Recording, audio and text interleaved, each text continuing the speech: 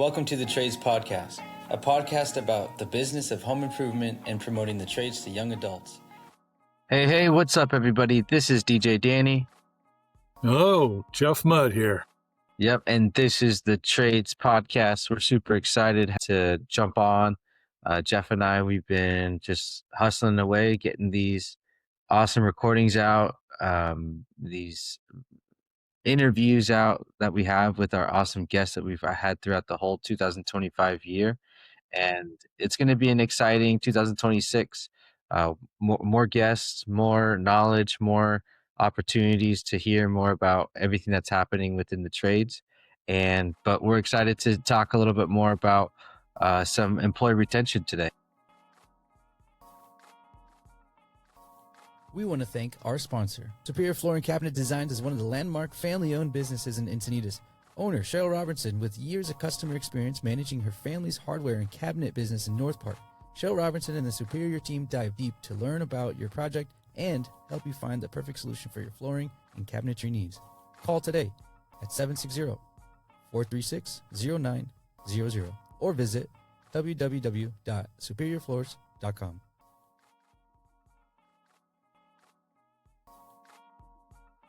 Absolutely, yeah. Employee retention out there with this job market. If you've got a good person, you want to keep them employed. You want to keep them happy. You want to keep them engaged. You want to keep them on your payroll and paying them so that they are happy and stay with you.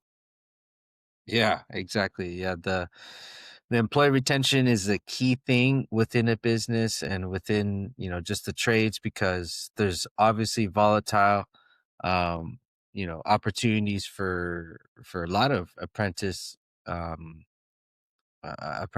to be able to move on to different companies or different trades to explore their options, which is what they have more than able to be able to do. But when it comes down to your business and just looking to keep your employees, because that's going to be a key thing for all those that are listening and working for a company and looking to build their own. How do you keep your own employees? That's a key thing. Yeah, absolutely. And there's a lot of different ways to do that. Everybody's got their own opinions, but we've got a bunch of bullet points that I think will help most employers with starting a good platform to engage their employees and keep them employed with you. Yeah. We Jeff has been working on, and as everybody knows, Jeff is a seasoned a tradesman. Has his company, and he's still in the works of making sure that those companies are running smoothly, helping out, and are still hands on. So Jeff has a lot of that experience with having employees. And Jeff, remind everybody, how many employees did you have in your company? So when I handed the reins off, basically we were in the mid-20s or so. Right now they're slightly above that, probably in the low 30s. The new owner of the repair company I had has definitely taken it to the next level, and he's doing very well at it. They've definitely narrowed in a new focus of customer base. So yeah, Nice. very happy to see there's a lot of employees still there and still happy and still working, finishing, working through their careers. Yeah, that was gonna be my next question. I mean, while you had the company, how long were, say an average of how long were employees with you? So we definitely had a lot of seasoned employees that were definitely there over a decade. I mean, I was only in business 20 years. So to have somebody that's, there for, we had several salespeople that, came in the first 2 or 3 years of me starting up, and, they helped build the business. But yeah, definitely several, half dozen that were there over a decade. So I was very happy with that. That included not just the tradespeople out in the field, but some of the office staff too. You can't forget about the office staff. Mm-hmm. Yeah, no, that's a backbone to a lot. Well, at first, I imagine there's a lot of the business owners, small, very single op run companies, where it's going to be just one person or maybe one or two other people. that are handling all those office back end things. But when you grow, you definitely need people to be in that office piece to help you out no matter what. Yeah, absolutely. As the owner, you don't want to be doing all the administrative things and not Yeah. working on your business. So, a Right. side note before we really get started, Danny, I Yeah. just wanted to talk a little bit about culture since we're talking about the different uh, um, parts of The, your business. So, yeah. a lot of people have a office staff, and the people that work in the office create their own little micro culture, Hmm. completely different than the tradespeople that are out in the field or the sales staff. There might not be as many salespeople in a company, but even at two or three, they create their own little microculture also because they do have to work with each other in the sense of asking pricings. How do you handle this customer? And all the different nuances that come with a very small sales staff. They created their own little microculture. The office staff is obviously, like decorating for the holidays and celebrating and dressing up. They, doing a little, bringing the buffet or foods into the office for everybody. You Yeah. know, everybody has their own little micro cultures. But Hmm.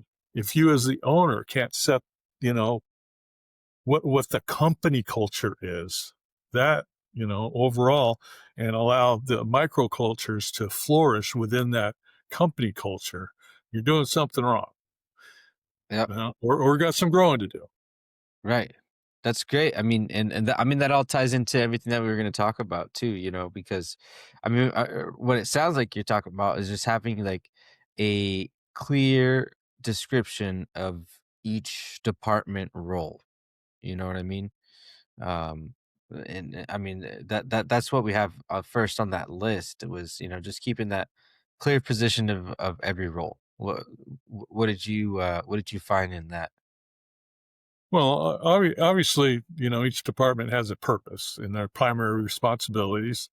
Um, so whether they've been there for a decade or they're in the door, you need to be able to, as an owner or a manager, define what that purpose is, what the employee's individual responsibilities are.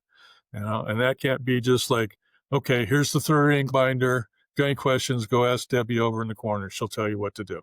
That's Hmm. not how it should work. That should be um, very detailed in having that written structure someplace, but it shouldn't be just throwing it out and, see how you check in Friday and see how their week's been. It should be a lot more than that. It should be several Hmm. uh, steps that happen over the next few weeks, steps that happen over the next few months, that everybody knows what they're, you know, uh, how do I tell if a new employee if I'm doing a good job? Do you have key performance indicators on how well I'm doing? If somebody comes in and, hey, you have to learn this new software program for an office staff position, or you're in the crew and you have a new app on your phone to do your timekeeping and things like that. All those are gradual steps to being graded on your performance. And sometimes if you're doing good, or those are really important goals, steps that you're going through, create a certificate program for each one of those. People pile those up behind the desk. Take them home, show the family. Those things create a culture of growing, create a culture of learning, create a culture of, you know, striving to do better at your job, being recognized for the different levels of things that you've overcome at the job. So, And I mean, you brought it up right there. I mean, where it has to be something specifically that can be explained and shown. And I think we talked about it a little. It's been popping up a little bit more. But KPIs, key performance indicators. This is something that you, as a business owner, is going to provide. Say, like these department heads or whoever is going to be in that specific position. Di- Help us dive a little bit into the KPIs. well, here's a simple one. You bring in the newest person into the office, the phone rings. Do you have a script for that person to kind of guide them through the conversation with a customer, guide them through the conversation with a potential supplier? Somebody's trying to sell a new product to your company. All those have basic different scripts or, you know, procedures that the new person in the office needs to do that. Is there a time limit that you expect all these done? Because you're a high volume business, is there a time, uh, is there no time limit? You want them to spend lots of time with the customer. You have 20 bullet points that you need some base, what's the address? What's the phone number? How long you lived in the home? All these little things that you want to collect the information from the homeowner. That takes time to do it, especially if you're doing it in a conversational way. Because if, you're Mrs. Homeowner and call the office and you get grilled, with data download, that's not very customer service thing. So that's an Yeah. example of KPI. New guy in the field, carpenter, what's a KPI for them? That you show up to work on time. Here's your Mhm. check-in process. Are you required to have, this list of tools? The company provide this list of tools. You know, Like you mentioned, like the reporting, coming back to talk about it, through promotions, the, corrective actions, performance reviews, that all will tie in, to make sure that those KPIs are being completed and or met. absolutely.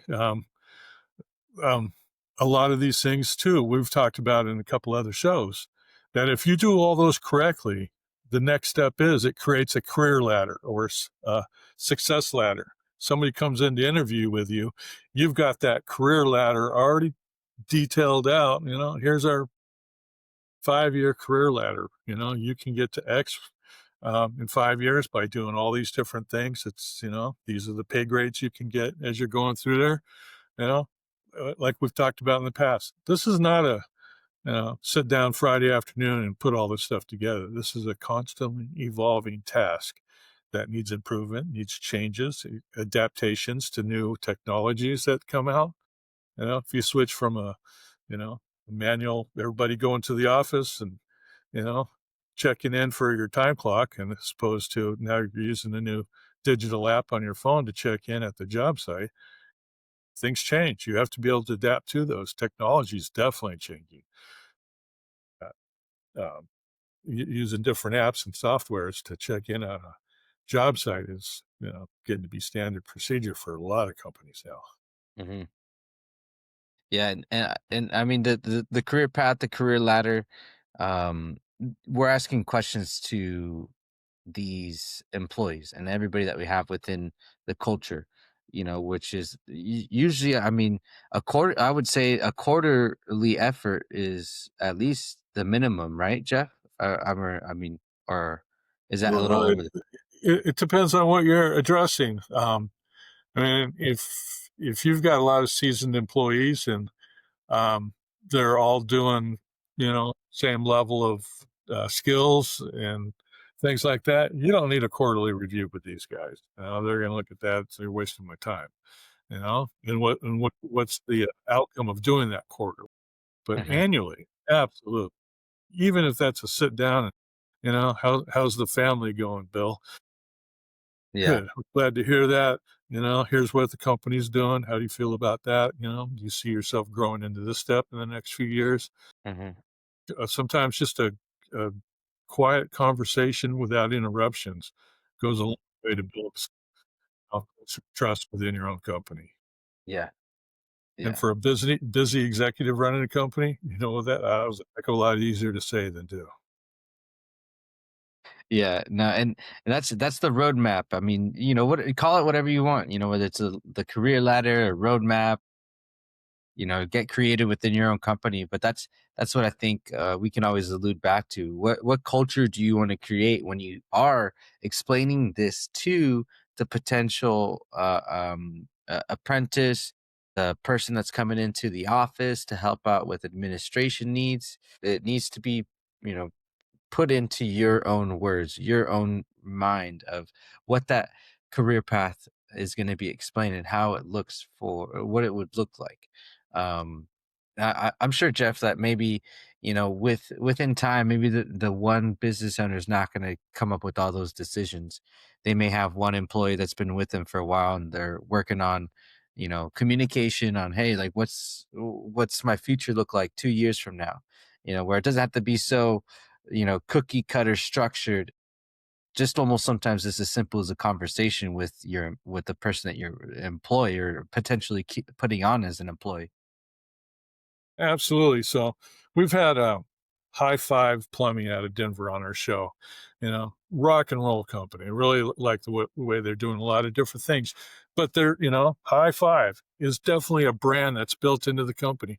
Well, you can build that into the same skills ladder, one high five, you're level one, two high fives, you're level two, you know, um, play that on a roofer, Viking, roofing company out there, you're a level one, you're a junior Viking.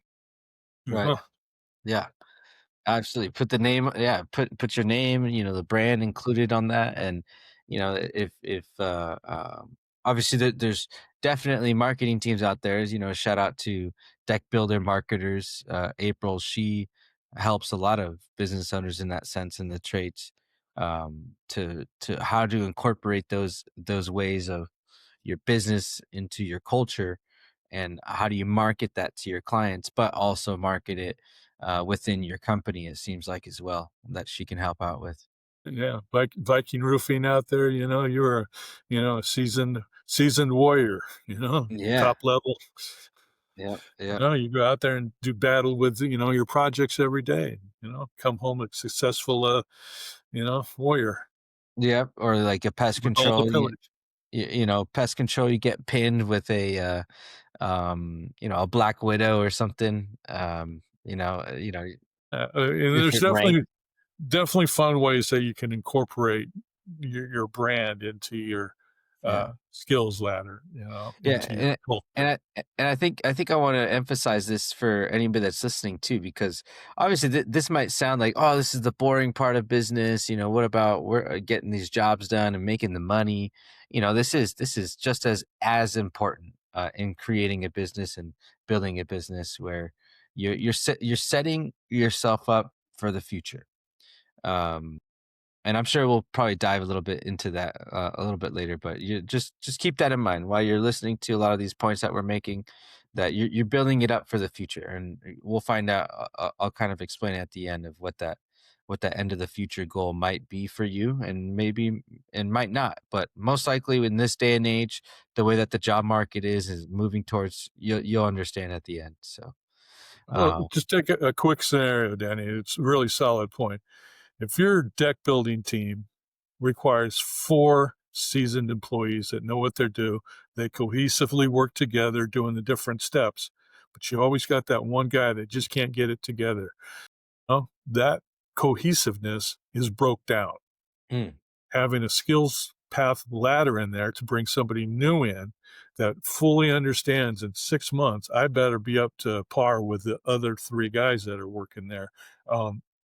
These 5 set of skills so that we all can, work together. That makes for a very smooth job site, profitable job for everybody involved. If you're always battling trying to get done on time because you got one guy that's messing up the operation, the sequence of events, you know, then that's where having a very defined roadmap, KPIs, all this comes together for a very solid team in the field, solid team working together with the office that makes everything run smoothly. And if everything's running smoothly, you're probably on the way to profitability. yeah. Yeah. No, I mean that's a key. That's great. That's a perfect point. Because I mean it comes down to um, you know, creating an image for yourself, creating an image for you. Like, why do people want to work for you, work with you? Whether it's the quality of work, the jobs, the amount of work that there is, but it needs to be, clear on what the reason uh why people should stay and work for you. So that kind of goes into like, well, why would you be the employer of choice? So what did you find on that piece, Jeff? Well, one of the things that people strive, I think, for in different segments of their life is, the why. Is there a clear mission for what the company is doing? You know, you take that home to your wife and your family. What's our goals? Family vacation once a year for 2 weeks, time off, time alone. Those are all part of the mission of a family thing. But as a company, what's the company mission? What are the values? Do you value, high um, high-end jobs, very detailed work, proud of craftsmanship. You're able to show all that off. Hmm. You a production builder in some other ways. Is volume more important than, high end? Is what you're working on not even a high-end product? You can install a toilet 6 a day and be a profitable plumbing company. Yeah. Other Yeah. companies are out there designing fancy stuff and installing very high end products for customers. There's a room for everybody in different fields. So, what's your mission? What's the values of your company? What are your goals? You know, Yeah. Yeah, I mean so that should be listed on your website. That should be listed, in any employee handbooks. That should be listed inside the office, inside when people are walking in, they see this, because it's that reminder of like this is why I chose to work for this company because that's all spoken within the first interview or onboarding in a sense of like hey like before you even bring these people on obviously you want to make sure they fit do your best to make sure that they fit within that mission and values um but that's where it should be listed and then I mean but how is that reinforced, how is that brought back into say 2-3 years down the road, Jeff? well, one, it starts right off with if you have a clear mission and values. And like you were just saying on the website, from a customer's perspective, you ought to be able to tell what the values are by, looking at the website, probably predominantly, maybe some social media to tell what the values are of the company. Let's just take a plumbing company as an example. If you value customer service, time on site to make the customer happy, you're versatile enough to handle everything the customer, wants from, hey, I'm this side of town and I only just need the toilet to work to this side. You know what? That bathroom in the hallway is a showpiece. You come in, UPS guy, and I say, you happen to use the best bathroom. And this guy's like, wow, this is, those type of things are sometimes hard to articulate, but they're a lot easier to show in pictures or videos, which can be Hmm. hosted on a website.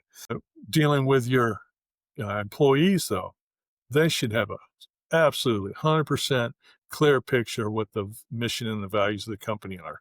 But how do you get that though? Weekly meetings integrated into the weekly safety meeting. What do you do outside the company with uh, outside marketing? Do you run uh, donations? Are you involved with, the little league, supporting them? How do you present that? You know, you know, you don't want to be out there, toting your own horn. Hey, look what we did. But it's more, we were so gracious that we were able to help this particular family with a donation, and this is how we did it. It's the approach makes a big difference. So from the employee's perspective, public recognition and how you do donations or involved with the community makes a difference. Yeah. Um, when you're hiring somebody, are you asking some questions? What's the biggest thing that's made you happy outside of work? Hmm. Some people like, hunting and fishing. Don't care what the wife thinks. Right. Others is, what? I'm so involved with my church and, we did this great project. Those are different things. Other guy might be out of high school. And the thing with him is, um, I was really focused on academics, but man, I just love sports. Everything I did in sports, I just had to win. Hmm. I was all American then, so I was doing that. That's somebody that's got drive, ambition, that says they do not want to fail.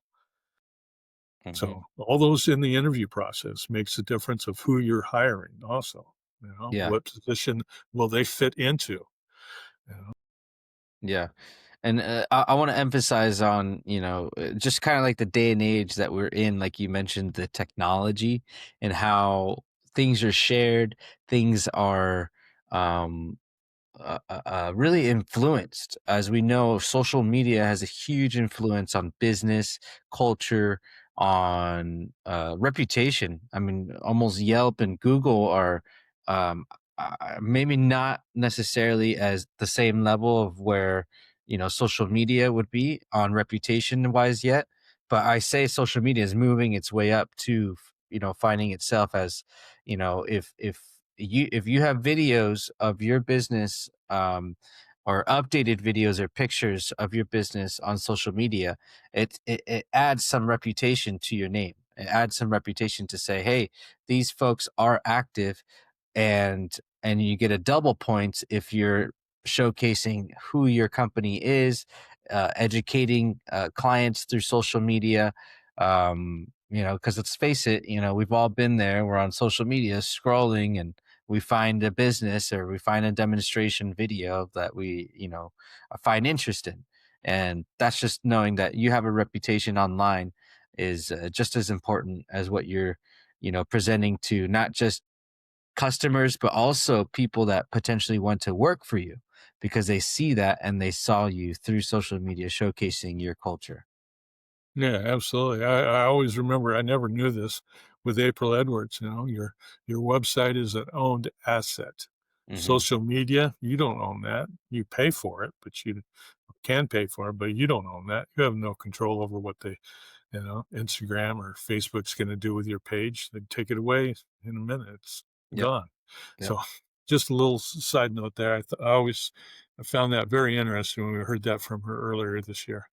Yeah, yeah. No, I mean, with websites, they've been around for over 20 years. It's absolutely, something that, can be adjusted, changed, literally customized down to the T.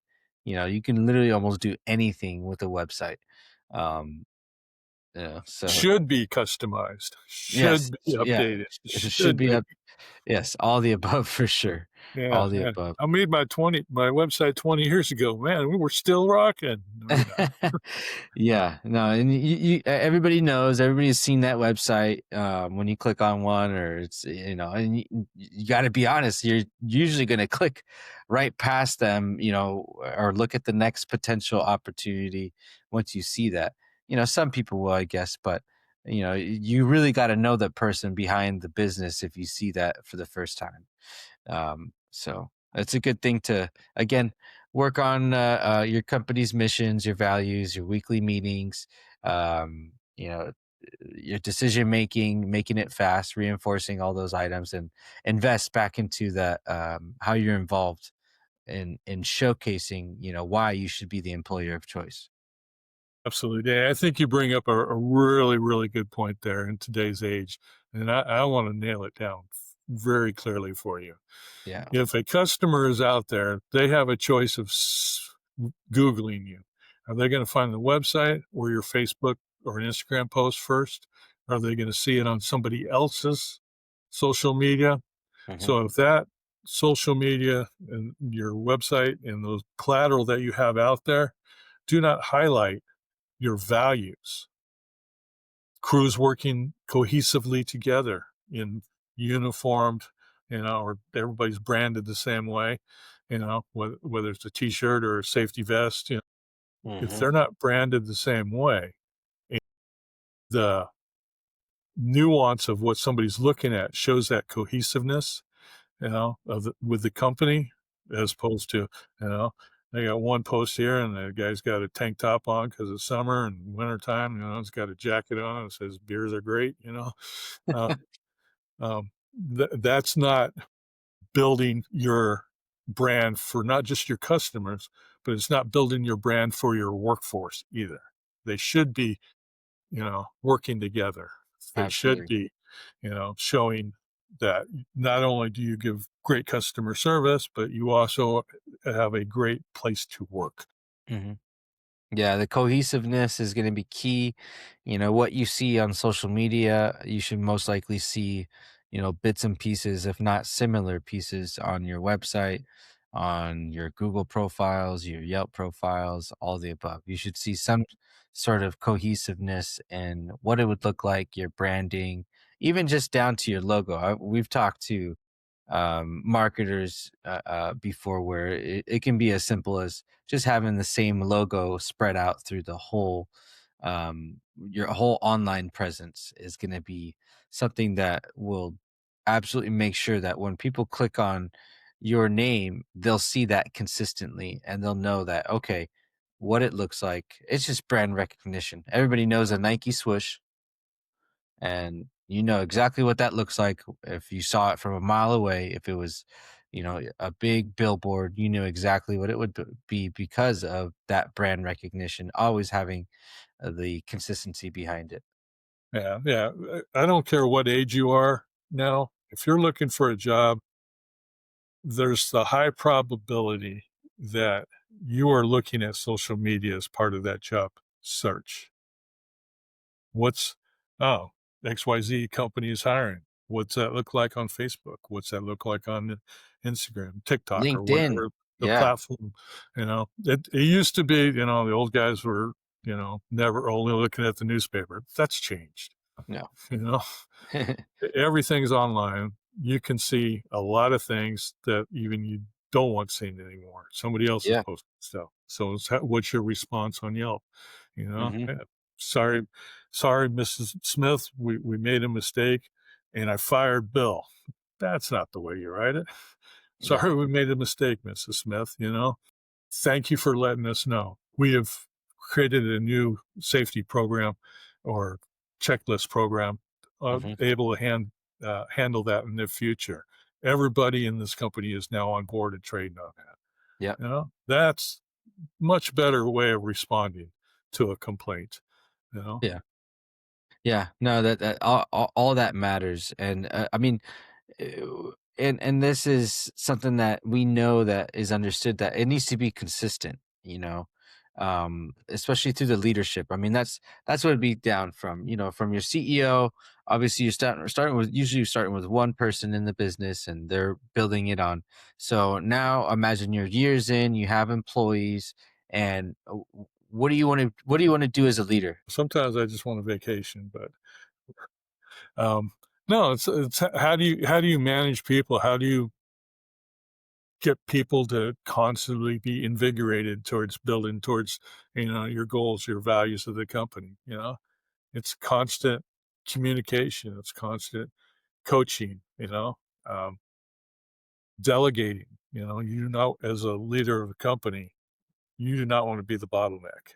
You need to delegate and give clear um, directions on the delegations and timelines and expectations.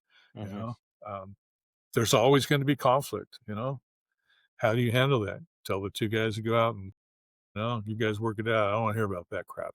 Hmm. Or do you have Yeah. a conflict resolution, style that you want to go through? You can bring the guys in and, let's talk it out for a half hour. If we can't figure it out, then we'll take it to the next step. You know, Hmm. but what's the emotional intelligence of the different people that you have? Some people might be complete introvert, and some people might be outgoing, and that might clash um, as a two-man team out there. Might work great. One guy just sits there and listens and does his job, and the other guy talks the whole time, tells them how to do the job. Hmm. Depends on your company, what you're doing. Yeah, I mean, let me give you a scenario, Jeff, and tell me what you would suggest for this scenario.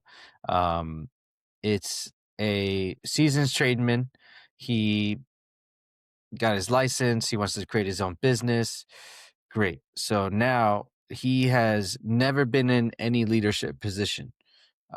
He's never had any manager training, and he's now looking to employ at least 2 to 3 people within a year.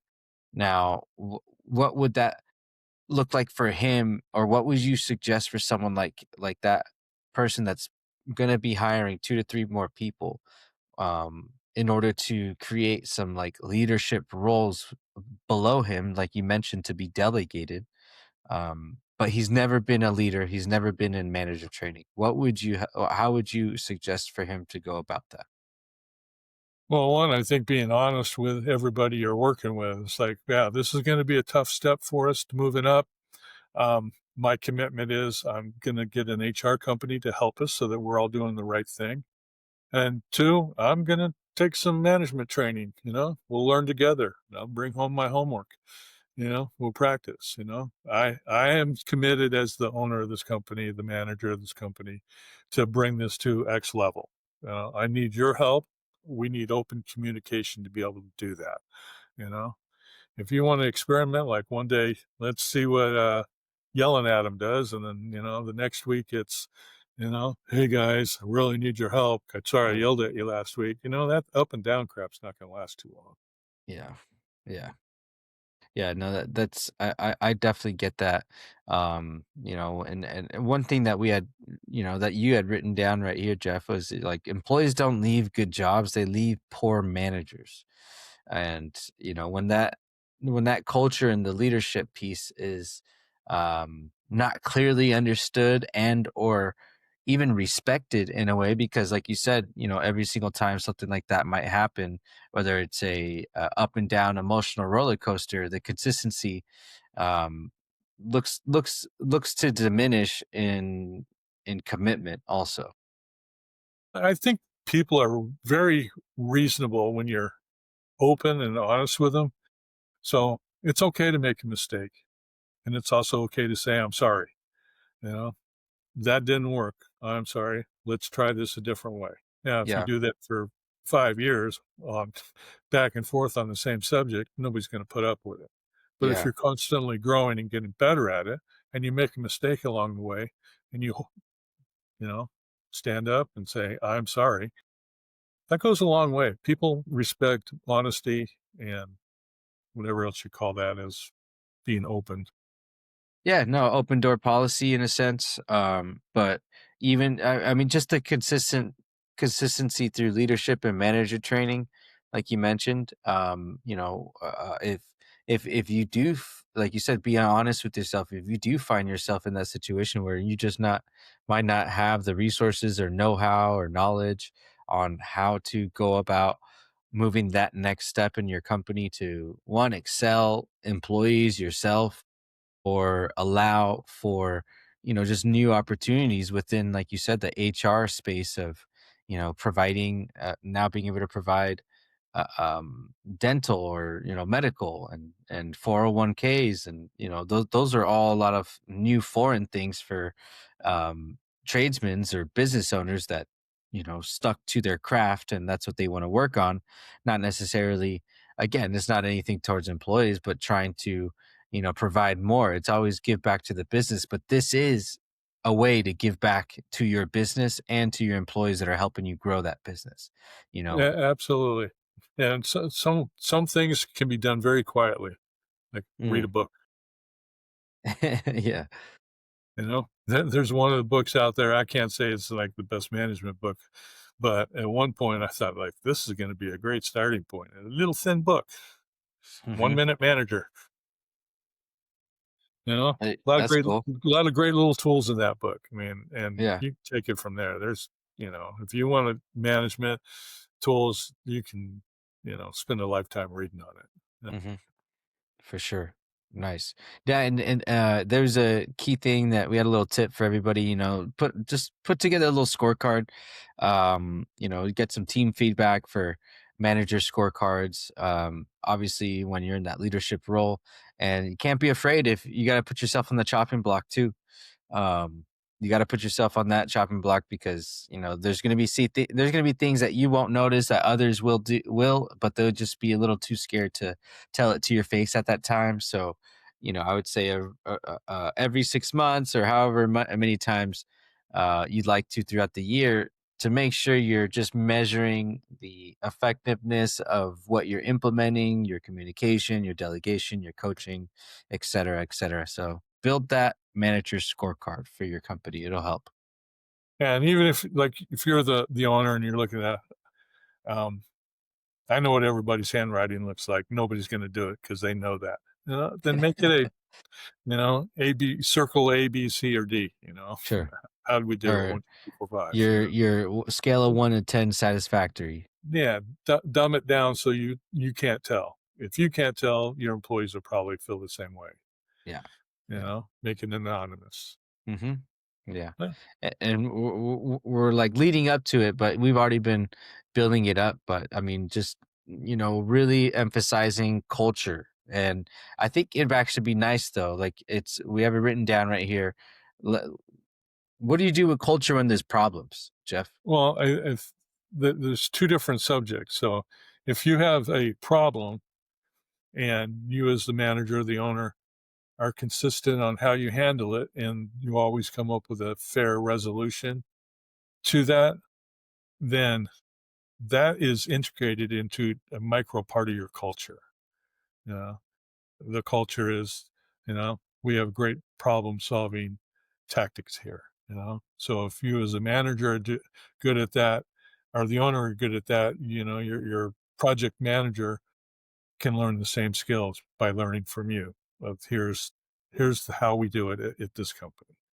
So that creates a good culture from top to bottom. Somebody new coming in, it's like first week there, had a little problem. I went to my supervisor. They handled it in a very clear and concise way. Same way the owner would. They probably don't know that, but over time they will see that. That's part of the culture of how we handle things. Mm-hmm. Yeah, those problems are going to come up, and that's where I think we've heard and we've seen that when problems do come up, those the culture can be just slightly affected, in a sense. But I think, like you mentioned, just the levels of how you treat it is going to be the exactly how it moves forward. Here's a couple, I think, common examples. You know, you got two crew guys working together. One of them has a very detail oriented, step by step mindset. The other one's like always on the grind. The guy that's always on the grind has been there a little longer, a little more dominant personality. Always slammed. Get moving, man. Quit thinking about the job. You just stand there looking at it. If he's constantly berating, his teammate, and there's no conflict resolution in the field, the solution, then that's one thing. You need to find a way as a company to bring that internally. That might not be in a weekly huddle with everybody in the company, but you've got to be able to walk these people through a conflict resolution. And you can have the same thing in the office. Sally's always 5 minutes late. Debbie keeps yelling at her, blah blah blah blah blah. You know, creates a lot of tension in the office. Now they're not working together. They're not communicating well enough to keep the paperwork or task flow going. Mm-hmm. Mm-hmm. So as a manager, if you put in the time to handle those things that are more private, conflict resolution, but you put in the time to, give people the tools to handle that, that's fine. Other things are, um, open things, Sally keeps doing this way on the invoice processing, and it's different than what the protocol says. Debbie says, well, it's faster. Those are things in a daily huddle that you can not necessarily do personality or people conflict. It's more of a process conflict. And you can solve those in a daily huddle or a weekly meeting, make things a little more smoother. Mm-hmm. Sometimes the person that's not following the rules is right. That's and those are absolutely things like you said. Yeah, the small little details that so if one person, all it takes is usually one person not to, kind of break up the flow and consistency of what you're looking for. And I mean, I, I would imagine through those daily huddles, weekly team meetings, monthly updates, you're going to be able to find that one that's sticking out just a little bit more, right? I would imagine. Absolutely. I mean, the person that's not following the rules, you might find that if we made the change, at the monthly meeting, you're going to celebrate a win. Sally came up with a new method of doing this. It saved us, 10 minutes on every invoice or whatever. Mm-hmm. Um, you can celebrate that. Give her a certificate of finding new, protocols for office paperwork flow. Yeah. Yeah. Or you might find, you know what, Sally just really did not know the full big picture, and she was looking at a very small thing. So Hmm. it saved 5 minutes in her perspective, but on the end, it cost us 15. Yeah. So sometimes you got to bring things out in the daily huddle and give people the bigger picture to, so they can help solve that themselves. Yeah.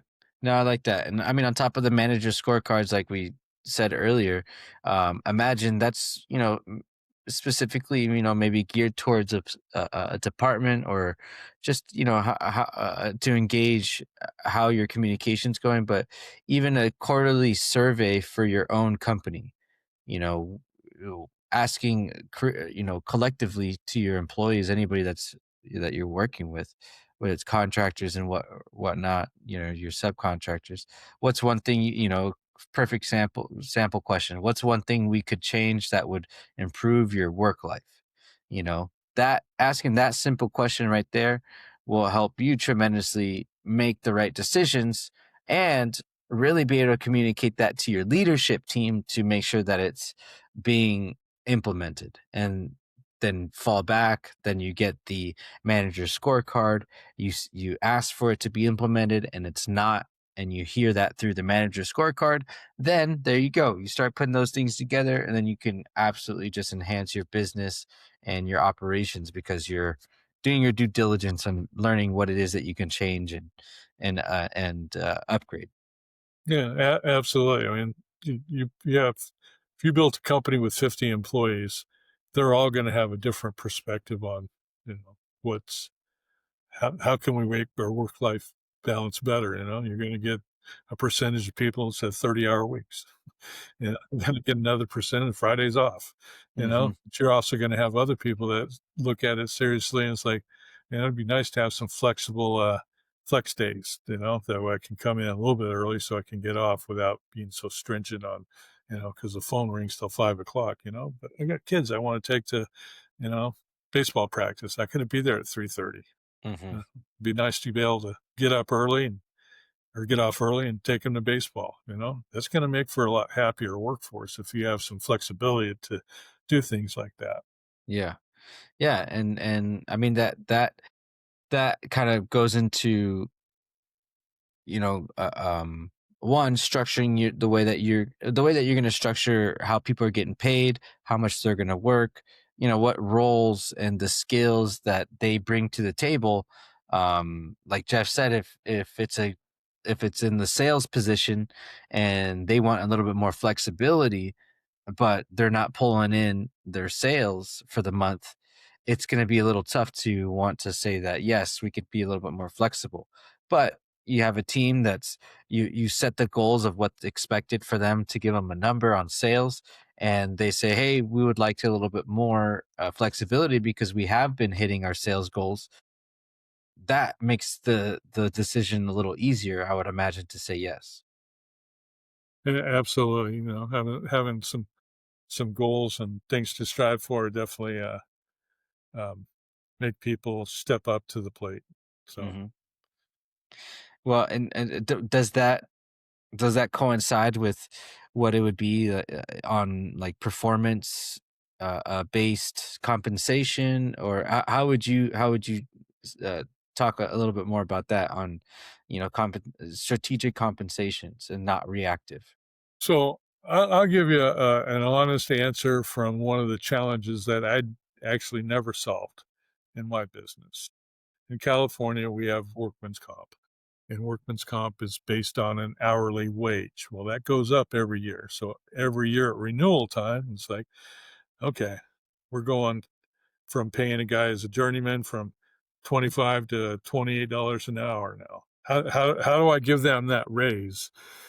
So I get the lower workman's comp bill Hmm. and do a performance review at the same time. I was trying to do two things that were not cohesive, and I failed at that. So I started trying to break it up. It's like, okay, here's your 2 month or here's your annual review 2 months beforehand, but they knew better. I had already that most guys that had been there a while already knew the routine, already knew the predicament I was in as far as meeting the goals on that. Having that stuff set up for a new employee well ahead of time, even if you're under the same, circumstances that you have to make pay raises to make workman's comp because of the rate, the wage range changes, make that as like, I'm willing to take it in the shorts if you don't accomplish X, Y, and Z in the next 6 months. I'll pay more workman's comp and you're going to stay at the same hourly rate. You're not getting a raise, but it'll cost me more as an employer. So I'm going to be under even more of a gun to, find ways of saving and making up for it. So that's a tough conversation, but Yeah. having Yeah. it set up ahead of time, you'll be in a lot better position. Yeah, just because it's, I mean, saying it would be set up more ahead of time, but just because it's more clear, where you don't have to, um, I mean, kind of like what we wrote down here, where it's not reactive to the situation that, maybe could have been avoided a little, or just not as of a, like you said, awkward conversation in the sense having to tackle both at the same time. Yeah, absolutely. Yeah. So yeah, I was starting to get on the path of making that change, but it was a tough one. Mm-hmm. Well, we've been talking about it recently. And I think we've actually been hearing it more often with our guests that we've had on the show, even like Greg, a huge handyman, High Five, I think even had a little piece onto that too. But like performance-based compensation, based on KPIs, really your apprenticeship skills that you're building throughout the years, usually coincides with more money and compensation because of the skill. But within a company that, whether it's in the office or out in the field, you still want to have a clear path of what that would mean to say, hey, if you got here, this is how much you're going to be paid. Now, if you're not there and you're asking for a raise, it'll be pretty hard for you to be able to justify the reason for having this raise. Yeah, absolutely. So we've hit some major points here, Danny, and we've still got a bunch of information that we compiled on this subject. So I again would invite anybody who wants to see the full PDF of this, just drop us an email at info@thetradespodcast.com. Be happy to send you the full write-up we have on this includes reduce hidden sources of turnover, actionable tasks for improving retention. I mean, we got 8 big bullet points on this with lots of little tasks underneath it that will help you become a better employer for keeping people in house. Yeah, and it's as simple as we've talked about it on our podcast many and many a time. Soft skills are going to be a key thing. So, as a leader, as an owner of a business, communication is going to be key. Those weekly meetings, those huddles, and again, I was saying it earlier about what this whole point of us bringing this together is you may have different visions of your business, of what you want it to be in the future. If you want it to be a family business to be passed along to your kids, to someone within your company that you saw a special talent through them, that you saw them being part of ownership of the business, and or at the end where you had a great career, you're ready to retire and it's ready to sell the business. This is why all these things are important that we talked about. Wherever you may see the vision of your business, this is the opportunity that you will be able to have to implement when you're ready to do that, if you take these steps. It's not an end all be all. This is just one piece, but through talking with a lot of our guests, and Jeff having his business, myself having the business, a very young business for myself. So I still learn a lot through Jeff and everybody that we have on the show. But when you look forward 10 years, this is what you want to ask yourself: am I doing these things to help my business to be sold, to be passed along, or to be allowed a new partnership in? Then if you're not doing these things, it might be just a little harder for you to make that decision on what you want to do in the future. Absolutely. Well said, Denny. Yeah. Well, cool. Awesome. Hey, again, like Jeff said, if you want this, please just reach out to us. A direct way to get this PDF, this whole breakdown of everything we talked about today. Email info@thetradespodcast.com. And if not, you see us on social media, like it, subscribe it, share it with everybody. Thanks everybody for again listening to us and talking a little bit more detailed topics of how to run your business.